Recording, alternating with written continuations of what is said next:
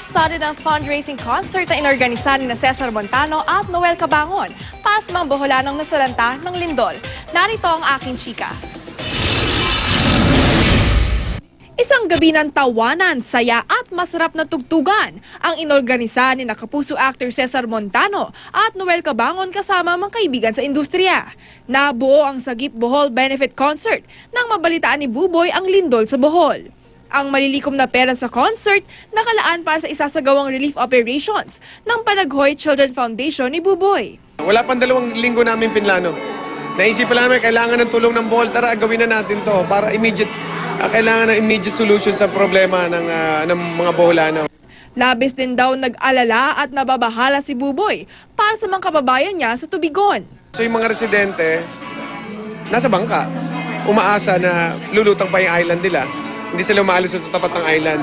Pero syempre na magkakasakit may mga anak yan.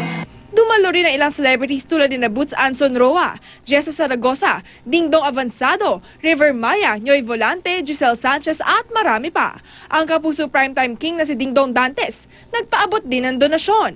Pupuntahan daw ni Buboy sa Bartes ang mga biktima at positibo siyang makakaahon din ang mga taga-Bohol basta magtutulungan ang lahat.